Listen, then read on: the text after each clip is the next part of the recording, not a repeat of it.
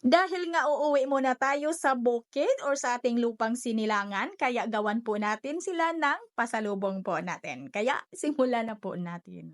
So dito unahin po nating mag-caramelize ng ating 1/3 cup ng white sugar at 9/4 yung aking sizes ng aking hulmahan. At kailangan ay mahina lang po yung apoy ng ating kalan dito para hindi din masunog yung ating asukal. At ito mga ga, pag ganito na ay okay na po ito, ay itabi lang po muna natin ito. Gawa na po tayo ng ating flan mixture. At dito sa ating flan mixture mga ga, ay gagamit po ako dito ng 6 na piraso ng whole eggs. Large po yung itlog natin. At batihin lang muna natin yung ating itlog.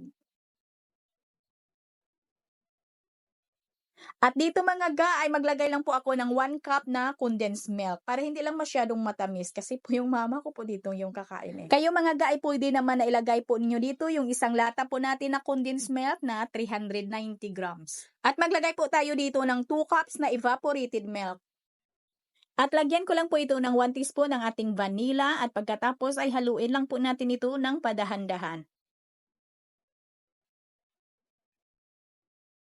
At nang nag-well combine na yung ating mga ingredients mga ga na magaan na po siya haluin ay pwede na po natin itong salain. Salain lang po natin yung ating mixture na mga 3 beses.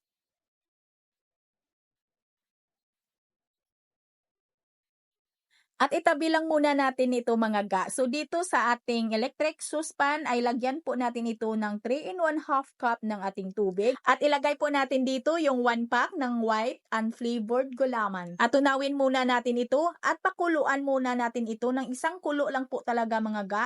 Yung kaunting kulo lang po talaga, madali lang po talaga. Yung hindi lang masyadong kulong-kulo. At agad na natin po itong isalin dito sa ating flan mixture. At ito ay pakuluan din natin ito ng sandali lang po, yung isang kulo lang po talaga mga ga. Wag lang po masyadong kulong-kulo at kailangan po ay mahina talaga yung apoy natin dito ng ating kalan.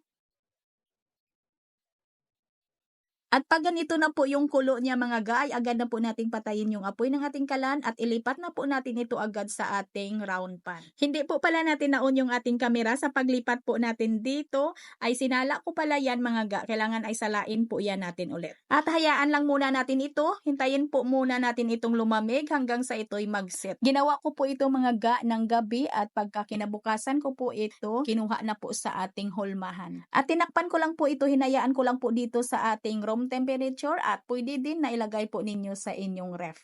Pero ako mga ga ay dito lang po yan, pwede naman na ilagay po ninyo sa inyong ref. Napapansin ninyo mga ga, yung gitna ay parang puti pa yan kasi hindi na lagyan ng caramelized sugar. Kasi yung hulmahan ko ay hindi pantay, hindi po flat, na bali umumbok yung gitna. At sakto lang po yung tamis nito mga ga. At hanggang dito lang po yung ating video.